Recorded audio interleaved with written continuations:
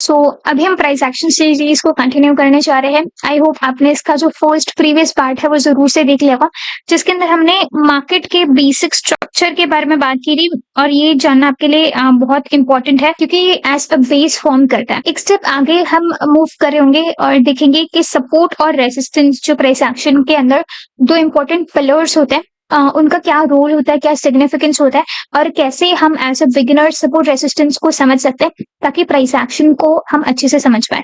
Learning group में join करना ना भूलिए, बिकॉज प्राइस एक्शन की सीरीज के एडवांस कॉन्सेप्ट्स हम लर्निंग ग्रुप के अंदर डिस्कस करेंगे। और क्या प्रोसेस है, बहुत सिंपल प्रोसेस है। मैं आपको बता दूं कि आपको नीचे दिए गए लिंक के अंदर जो डेल्टा एक्सचेंज की लिंक प्रोवाइडेड है डिस्क्रिप्शन बॉक्स में, उसके ऊपर क्लिक करके आपको अकाउंट क्रिएट कर लेना है। उसकी भी एक वीडियो अपलोडेड है, कैसे अकाउंट क्रिएट करते हैं, फंड कैसे ऐड कर सकते हो, तो वो भी आप चेकआउट कर सकते हो। और फिर यूजर आईडी जो आपको मिलेगा वो हमें नीचे दिए गए व्हाट्सएप नंबर के ऊपर सेंड कर देना है। इतना करने से ही आपको लर्निंग ग्रुप का फ्री ऑफ कॉस्ट एक्सेस मिल जाएगा। सो चलिए स्टार्ट करते हैं इस सपोर्ट एंड रेजिस्टेंस कॉन्सेप्ट्स को समझने के लिए। ध्यान से सुनिएगा, बिकॉज जितना कॉम्प्लेक्स लोगों को ये लगता है उतना ये है नहीं, अगर आप चीजों को सही से समझने की कोशिश करेंगे। पहले तो मैं आपसे ये डिस्कस करना चाहूंगी कि हम प्राइस एक्शन के अंदर सपोर्ट रेजिस्टेंस के रिस्पेक्टिव में क्या क्या देखने वाले, क्या क्या सीखेंगे। और इससे भी ज्यादा इंपॉर्टेंट है, ये डिस्क्लेमर मैं देना चाहूंगी कि सारे ये जो कॉन्सेप्ट्स हैं वो मैं आपको एजुकेशनल पॉइंट ऑफ व्यू से बताना चाहती हूँ। इट्स ओनली थ्योरी, सिर्फ कॉन्सेप्ट्स है, कोई भी तरह का बाइस रिकमेंडेशन नहीं है। सो ये काफी इंपॉर्टेंट बात है जो मैं आपसे कहना चाहती थी। सो चलिए स्टार्ट करते हैं, क्या क्या देखेंगे, चलिए देखते हैं क्या क्या सीखेंगे। फर्स्ट होगा कि सपोर्ट रेसिस्टेंस क्या है, इसकी हम बात करेंगे। ओके, बहुत ही बिगिनर फ्रेंडली लेवल से, क्योंकि बहुत सारे लोगों को पता ही नहीं होता कि सपोर्ट रेजिस्टेंस कैसे हम एक्चुअल में ड्रॉ करते हैं। बहुत सारे लोग क्या करते हैं कि चार्ट के अंदर बहुत सारे अलग अलग लाइंस बनाते रहते हैं, तो सारे ही सपोर्ट और रेजिस्टेंस नहीं होता है, तो कैसे हम पहचानेंगे वो इंपॉर्टेंट है। नेक्स्ट पॉइंट है कि सपोर्ट रेजिस्टेंस बनते कैसे, how do they form. Okay, और मार्केट की साइकोलॉजी क्या होती है सपोर्ट और रेजिस्टेंस के पीछे, ये हम समझेंगे। फिर नेक्स्ट हम देखेंगे कि हम कैसे as a beginner support resistance को इजीली आइडेंटिफाई करेंगे चार्ट के ऊपर। पर चार्ट जो है पे कोई भी चार्ट हो, चाहे वो आपका इंडियन मार्केट का चार्ट हो, चाहे आपका क्रिप्टो का चार्ट हो, चाहे आपका स्टॉक्स का चार्ट हो, ठीक है, कोई भी चार्ट के अंदर हम इसको एनालाइज कर सकते हैं। चाहे आप कमोडिटी में करिए, चाहे आप फॉरेक्स मार्केट में करिए, कोई भी तरह के मार्केट में, कोई भी तरह के इनफैक्ट टाइम फ्रेम पर हम सपोर्ट रेसिस्टेंस को आइडेंटिफाई कर सकते हैं। लेकिन कैसे करेंगे, कौन से वैलिड सपोर्ट रेसिस्टेंस होते हैं, कौन से इनवैलिड सपोर्ट रेसिस्टेंस होता है जिन्हें हमें इग्नोर करना होता है, ये हम इसमें सीखेंगे। नेक्स्ट पार्ट के अंदर हम देखेंगे कि टाइप्स ऑफ सपोर्ट रेसिस्टेंस, कौन कौन से अलग अलग तरह के सपोर्ट रेसिस्टेंस होते हैं। नेक्स्ट की सपोर्ट रेसिस्टेंस फ्लिप, मतलब कि एक रोल रिवर्सल का कॉन्सेप्ट होता है जो कि प्राइस एक्शन के रिलेटेड होता है, सपोर्ट रेसिस्टेंस जिसके अंदर इन्वॉल्व होता है, तो ये भी देखेंगे। लास्टली हम एडवांस कॉन्सेप्ट्स के अंदर देखेंगे। सो यहाँ से यहाँ तक आपके लिए सीरीज तो इम्पोर्टेंट है ही, ठीक है, लेकिन इसके नीचे ये जो दो आपके मेन पार्ट्स आएंगे वो सुपर इम्पोर्टेंट हो गए, बिकॉज ऊपर जितना भी हम कॉन्सेप्ट डिस्कस करने वाले हैं उन सबका बहुत ही मेन इंपॉर्टेंट यूज बेसिकली हम एडवांस कॉन्सेप्ट्स के अंदर करने वाले हैं। ओके, साथ ही सपोर्ट रेसिस्टेंस को कैसे हम चार्ट के ऊपर एनालाइज कर सकते हैं प्रैक्टिकली, इसकी भी हम बात करेंगे।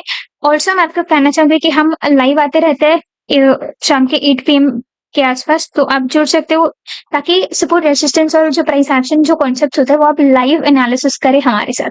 सो चलिए देखते हैं, स्टार्ट करते हैं first concept which is what is support resistance. So ध्यान से सुनिएगा। सो सपोर्ट रेसिस्टेंस समझते सबसे पहले सपोर्ट को समझ लेते हैं। एक बार अगर आप सपोर्ट को अच्छे से समझ पाओगे तो रेसिस्टेंस उसका पूरा अपोजिट होता है, तो आपको वो भी अच्छे से समझ में आएगा। सो ध्यान से सुनिएगा। सपोर्ट आपको यहाँ दिख रहा होगा कि मैंने इसको ग्रीन के अंदर, आपको ये दिख रहा होगा ग्रीन कलर में लिखा है, इसका मतलब कहीं ना कहीं बुलिश पॉजिटिव मूवमेंट ओरिएंटेड है सपोर्ट एरिया से। सो आप देख सकते हो यहाँ लिखा है कि मार्केट का ये फ्लोर होता है। सो जैसे अगर हम यहाँ पर एक ऐसे घर बना दे एग्जाम्पल के लिए, सो ये जो है घर का जो फ्लोर होता है इसे हम सपोर्ट कहते हैं, ठीक है, ये जो फ्लोर होता है वो हमारा सपोर्ट हो जाता है। और ये जो टॉप वाला एरिया होता है जिसे हम सीलिंग कहते हैं, ठीक है, अगर आप इस रूम की बात करें तो ये अगर सीलिंग जो आपका टॉप वाला एरिया होगा इसे हम रेसिस्टेंस कहते हैं। सो सपोर्ट बेसिकली आपका फ्लोर होता है, एक बॉटम वाले एरिया होती है। मार्केट की क्या साइकोलॉजी होती है उसके अराउंड आप देख सकते हो कि बेसिकली ये एक प्राइस लेवल होती है। प्राइस लेवल हो सकती है या तो एक जोन भी ये हो सकता है, ऐसा नॉट नेसेसरी कि एक लेवल ही है पर्टिकुलरली, ये एक एंटायर जोन भी हो सकती है जहां से बाइंग इंटरेस्ट काफी स्ट्रॉन्ग होता है। ओके, एक ऐसे सपोर्ट एरिया के आसपास अगर आप देखोगे तो यहाँ से आपका बाइंग वाला जो सिनेरियो है उसके चांसेस काफ़ी ज़्यादा होता है, बाइंग सिनेरियो काफ़ी स्ट्रॉन्ग हो रहा होता है और ये काफ़ी इतना ज़्यादा होता है कि ऊपर से जो फॉल हो रहा होता है उससे फर्दर मार्केट को बेसिकली गिरने से ये सपोर्ट एरिया बचाता है। जैसे एग्जांपल के लिए यहाँ से अगर मार्केट नीचे आ रहा है, इस तरह से प्राइस एक्शन बना के अगर ये नीचे आ रहा है, तो सपोर्ट एरिया आपकी ऐसी एरिया होगी जहाँ से बाइंग हो रहा होगा, एक अच्छा बाइंग हो रहा होगा और मार्केट को और नीचे गिरने से ये सपोर्ट एरिया बचा रहा होगा। सो यहाँ पर बायर्स का इंटरेस्ट काफ़ी ज़्यादा बढ़ जाता है और मार्केट फर्दर गिरने से बचता है। तो सिंपल सी लैंग्वेज में ये सपोर्ट होता है और यहाँ आप देख सकते हो कि ये क्रिएट कब होता है, जब इस डिमांड आपकी ज़्यादा होती है एज़ कम्पेयर टू सप्लाई। सो अगर आपको सप्लाई डिमांड का नहीं पता, आपको यहाँ दिख रहा होगा कि डिमांड ज़ोन आपकी वो ज़ोन होती है जहाँ पर बायर्स का एरिया होता है, जैसे मैंने कहा ये फ्लोर होता है, ओके। और जो सप्लाई ज़ोन वो होता है जहाँ पर सेलर्स का एरिया होता है, सेलर्स एक्टिव होते हैं, जैसे सीलिंग। सो ये सब एक सिंपल सा मतलब था। सो यहाँ सपोर्ट वाले एरिया के अंदर क्या हो रहा होगा कि डिमांड वाली एरिया काफी स्ट्रॉन्ग होंगी, मतलब बायर्स का वहां पर डोमिनेंस होगा as compare to sellers. Okay, तो ये इंपॉर्टेंट पॉइंट था। नेक्स्ट एज एन एग्जांपल आप देख सकते हो कि जैसे अगर कोई आपका चार्ट के अंदर कोई भी जैसे है आपका चार्ट, जैसे एबीसी का, मतलब कुछ भी हो सकता है, जैसे आपका ये स्टॉक हो सकता है या ये बिटकॉइन हो सकता है, ओके, या ये गोल्ड हो सकता है या कुछ भी हो सकता है, ये XYZ, ये निफ्टी हो सकता है, बैंक निफ्टी हो सकता है, कुछ भी हो सकता है। सो सपोज कि वो पर्टिकुलर चार्ट में अगर वो लेवल आपकी 100 होती है जहां पर ये काफी बार गिर चुका होता है, लेकिन उस पर्टिकुलर लेवल से अगर वो बार बार बाउंस कर रहा है तो उसका मतलब है कि 100 हमारी स्ट्रॉन्ग सपोर्ट है। जैसे मान के चलता है कोई भी जैसे चार्ट है वो यहाँ से नीचे आपको दिखा रहा है, इस लेवल से बार बार बाउंस कर रहा है, फिर ऊपर जा रहा है, फिर ऑलमोस्ट उसी लेवल से ऊपर जा रहा है, फिर नेक्स्ट टाइम भी नीचे अगर उसी लेवल से अगर ऊपर जा रहा है, तो ये जो आपकी जोन होगी या ये जो आपकी लेवल होगी बेसिकली, ये आप कह सकते हो, जैसे अगर हम एग्जाम्पल के लिए मान के चलते हैं कि ये 100 है, 1000 है, जो भी है, तो ये जो भी बार बार टेस्ट कर रहा है मार्केट, जहां से नीचे नहीं आ पा रहा मार्केट, तो वो सपोर्ट एरिया बन जाता है जहां से एक बाउंस आपको दिखाई दे रहा होगा। ठीक है, ऊपर से तो मार्केट बेरिश था लेकिन वहां से ऊपर भागे जा रहा है, तो ये आपका मार्केट के साइकोलॉजी होते हैं बेसिकली उसके अराउंड। सो आप देख सकते हो साइकोलॉजी मार्केट की क्या होती है, ट्रेडर्स को ऐसा लगता है कि ये चीप एरिया है बाई करने के लिए और बायर्स यहाँ पर एंट्री कर देते हैं जिसकी वजह से प्राइस राइज हो जाता है। सो जैसे अगर मार्केट यहाँ ऊपर से अगर नीचे आ रहा है, सपोज कि मान के चलता है कि ये 2000 वाली लेवल है और यहाँ पर सपोज कि ये 1000 वाली लेवल है। सो अगर ये ऊपर से यहाँ नीचे आ रहा है, इसका मतलब है कि जहां बायर्स को पहले 2000 की प्राइस मिल रही थी, उससे चीप प्राइस, उससे सस्ती प्राइस उन्हें यहाँ नीचे मिल रही है। सो जब भी मार्केट नीचे आ रहा होता है तो बायर्स काफी एक्टिवेट हो जाते हैं, बिकॉज सेम उन्हें कम प्राइस में, कम लेवल्स, कम क्वांटिटी, मतलब कम फंड करके, या तो आप समझ सकते हैं कि कम प्राइस के अराउंड उन्हें मिल रहा होता है, सस्ते में चीजें मिल रही होती है, मतलब आप चीपर प्राइस में उन्हें वही सेम चार्ट के अंदर दिख रहा होता है। सो ये वाला ऐसे जोन होता है जहां पर बायर्स एक्टिव हो जाते हैं, फिर बाइंग प्रेशर की वजह से मार्केट ऊपर चला जाता है। फिर जब मार्केट उस लेवल के आसपास आता है, अगेन 2000 से जिनका भी प्रीवियस चांस मिस आउट हो गया होगा, वो फिर 1000 के आसपास बाइंग कर लेता है, फिर ये ऊपर जाता है। This was just for educational purpose, example था ये। सो आई होप कि समझ में आ गया होगा कि साइकोलॉजी क्या होती है मार्केट के अराउंड सपोर्ट एरिया के आसपास। ओके, सो चलिए देखते हैं ऐसे ही रेसिस्टेंस क्या होता है। ये बहुत ही सिंपल है, आपको दिख रहा होगा कि हमने ये रेड में, आपको ये दिखेगा क्योंकि ये मार्केट का सीलिंग होता है, और red in the sense short वाला सिनेरियो यहाँ पर बन रहा होगा, सेलिंग वाला सिनेरियो यहाँ पर बन रहा होगा। ओके, सो यहाँ आप समझ सकते हो कि प्राइस या तो एक जोन जहां से ऊपर से सेलिंग प्रेशर काफी ज्यादा आपको दिख रहा होगा, और फिर यहाँ मार्केट को ऊपर जाने से ये बचा रहा होगा।